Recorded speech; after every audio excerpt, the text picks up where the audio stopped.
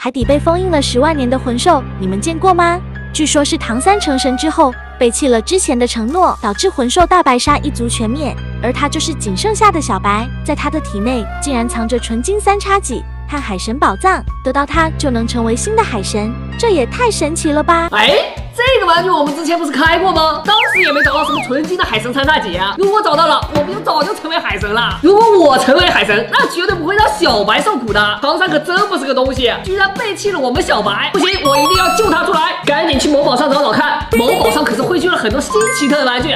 应该肯定有哦，还真被我发现了，看起来还挺好玩的。来，小的 Later， 哇，这么快就到了！这条大鲨鱼怎么被翻译到瓶子里面了？瓶口还这么小，这怎么救出来啊？完了，难倒我了！哎，对了，应该把它泡到水里面，利用水压，我们就可以给它解救出来。从这个冒泡的这一块儿。直接打开了，底座上还露出来一个大宝剑，这里面还在冒泡，我感觉水都快灌满了。我们这个鲨鱼还不出来呀，必须用我们的宝剑给它划开了。哦，成功打破封印，救出了我们的小白。这个大鲨鱼一看就是被驯养过的，前面还有鼻环。是谁这么残忍啊？给人家套了个鼻环上去，从他的牙齿缝隙里面依稀的可以看到里面藏着东西，但是呢，你要通过蛮力给它掰开是不可能的。我们必须找到身上的机关。哎，这里有，按下鱼鳍，张开了大嘴巴，看看里面有藏着什么。咦，这是啥？海神3叉戟吗？这也不是纯金的呀？难道是因为没有经过海神之光的洗礼吗？看看这里面还有啥？哇，走了！什么叫了？找到了，原来是一个骷髅头。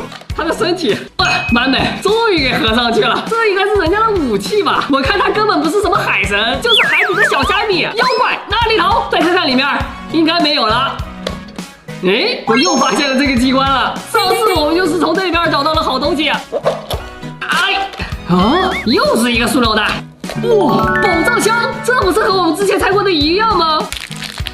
耶，又是熟悉的味道，全是章鱼的墨汁儿。你以为它是被吞掉的，其实人家是鲨鱼的主人，而我们的3叉戟也变成了高射炮。下次啊，我一定给它改成电动的，让它在水里面游，这样就更好玩了。怎么样，期不期待？期待的给我点个赞。最后别忘了，我们还有一个宝藏呢。看这个介绍，肯定不是金的，就是金的，要么是金币，要么就是纯金的吊坠，反正这次肯定不会亏了。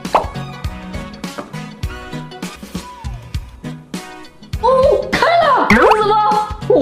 货真价实的灯笼鱼，嗨，我还以为是火